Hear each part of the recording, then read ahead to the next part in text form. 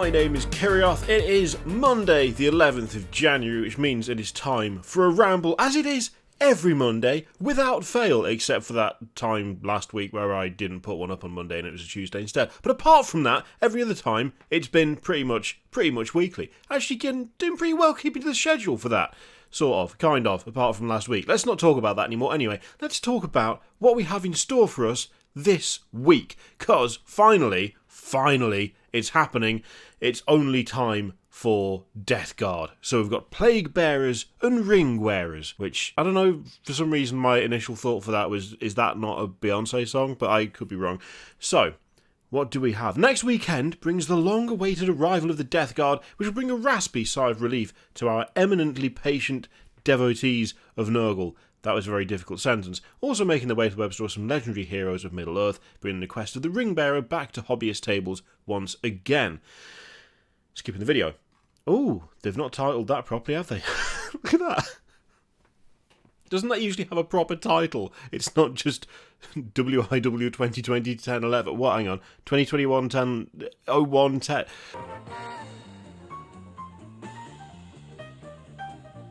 Yeah, that's not... left the file name there. Left the file name up there. I've done that a couple of times on YouTube uploads. It's not great. We've been previewing their rules for weeks now, and it's almost time for you to get your hands on the first Codex release of 2021, which is, of course, this one. It's Death Guard. Cool cover. It's definitely... I think I prefer the finish on the non-special edition ones. I think the colours are more vibrant on the non-special edition ones. That one's a little bit darker, but it's a little bit more washed out, I think, because it's got more of a matte finish as opposed to like a satin finish. Anyway, keep all of the new profiles close at hand. So you've got your normal stuff, you've got your data cards, you've got your combat patrol. Oh, actually, what is in the combat patrol? So, we've got Typhus, we've got Plague Marines, and Pox Walkers, and a Biologist Putrefier. So lots of infantry. In fact, that is... What is that? Is that 20... That's not 20 Pox... Is that 20 Pox Walkers, or is that like 30? It's kind of hard to tell, to be honest. I mean, it's 39 miniatures. We've got Typhus and 7 Plague Marines. And a Biologist. That's 9 lads there, so 30 Pox Walkers. Wow. If you want Pox Walkers, there you go. What would be the price for that? That's going to be the thing to keep an eye on. We've talked about the price of these combat patrols before. We'll have to see what the value of that is. Yeah, we'll have to see what the value is. So, joining their blighted brothers is the new Lord of Virulence. Yep. A fearsome leader clad in ancient mutilated Terminator armor, ready to dispense his god's blessings from the barrel of their plague spewer. I do like this model. I do like it. The one thing that I'm not 100% on is the gut. Actually, that's not... I didn't mind it to start with, but it's kind of... What's the opposite of growing on you? It's not. It's reverse grown on me. It shrunk on me. If only that was the case. That would be nice.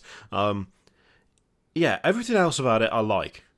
The multiple exhausts coming out the top of the armour, I really like that look on pretty much any of the Plague Marines that has it. It just looks badass. The kind of weird ornamented spike thing on one shoulder's nice. It's a very cool power claw, power fist thing. The Plague Spewer looks fine. His cape of weird tentacle tendrils and wires is excellent. But the gut doesn't look quite right for some reason. I'm trying to work out why. It doesn't look real. I know that's a really weird thing to say because it's a model and as such none of it is real, but it looks more not real than everything else to do with the model. I think it's because it's just kind of... There's no kind of folds. It's too armour-like. It's because they've put the symbol of Nurgle on it. Like that kind of plague fly symbol on there.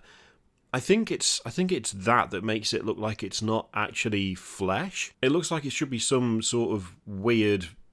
I don't know, like a sack, but not flesh, like leather or something. It might also be because it's very heavily highlighted. Like when you look at that, there's a lot of white around the top. It kind of gets more red to pink in some areas, and then kind of goes back down to a kind of paler colour down the bottom. But maybe it's because it's very sharply painted. That the paint job's nice. It just doesn't look quite like flesh to me. Now, we've also got this thing, the Plague Furnace, I believe it's called. Sorry, the Miasmic Malignifier. Plague Furnace? Where have I got that from? What's that from? That is a thing, isn't it? What is it? Is that a... Oh, is that a Skaven unit? That might be a Skaven unit. I think it's a Skaven unit, the Plague Furnace. I could be completely incorrect there. This one, I'm just... I don't know. I'm going back and forth on it. I like the idea of it, but... It having to have the 3 circles there just makes it look a bit awkward. Of all of the stuff that they've done, this is the one that looks the least functional. It just doesn't look like a thing. It doesn't look like a real thing that would actually do something. It's too kind of centered around the idea of, hey, look, it's the 3 circles. It's the threes thing. It's the Nurgle thing. Look, you can see there's 3 things. Look, it's too centered around that to the extent that it doesn't really look like it would do anything. Like, if it's supposed to spread plague and miasma and so on, it just doesn't look right to me. I can't really work out why though. Maybe I just don't like it. Maybe that's what it is. Maybe I'm overthinking it and I just don't like it. It might be that. It might be that. I'm trying to rationalise it. That's one of those things, isn't it? There's just some stuff you look at and you're like, well, I don't like it. I can't really explain why. I don't think there's anything functionally wrong with it. It could be a model that's really nice to put together, or, it could be something that everyone else really likes, but just don't feel it. The Impulsor is the perfect example of that for me. I can't stand that model. Apparently, I'm one of the only people who just really doesn't like it. Which is fine. It doesn't matter. It's just personal taste, innit? It's all subjective nonsense. But yeah, maybe a different colour scheme. Maybe something a bit more dark and rusted. Bit of weathering powder. Get like a good bit of filth like caked around some of the chimney bits. Like get a bit of maybe get like some streaking grime around the top sections, and then drag it down. Maybe it is the colour scheme. Maybe it's too pale. Maybe it's too pale, and it makes it look like it's some sort of weird ceramic thing, which might be what they're going for. But maybe if it was all kind of dark iron and brass, it would look a bit better. Anyway, that's enough rambling about that. Come on, what are we doing? Even more reinforcements from the Death Guard arrive in the form of the Chosen of Mortarion, an essential set of 3 champions that's perfect for adding new faces to your warband. Funnily enough, those are out of the Dark Imperium box. I have all 3 of those models behind me, languishing in half-painted disgrace. I was wondering when they were going to do this. I mean, they can't just chuck those models out and never use them. I hope this means that the Lord of Contagion is going to be available, because it should be available. That's a quality model, and I would like it to be... Don't tell me they're not releasing that. Come on, lads. Come on, get the Lord of Contagion out. What the hell? Right. For those especially devout servants of Nurgle, looking to pick up all the Death Guard goodies above in one fell swoop, the Contamination Core collection includes everything you see above cores, includes everything you see above in one neat and tidy package, with the added bonus of some fantastic signed artwork, a worthy gift indeed for those blessed by the hand of the Demon Primarch. I mean, yeah, it looks like a fun package. So that's what she said. Or he, whatever your preference. Yeah, that's going to be expensive as hell, though, isn't it? How much is that going to be? If we assume, 25, 26 quid for the new Terminator, if we assume roughly the same, maybe a little bit more for the 3 Dark Imperium characters, Combat Patrol box, most likely 65 quid, scenery is probably going to be around the same 35 to 40 mark, I believe, if memory serves correctly.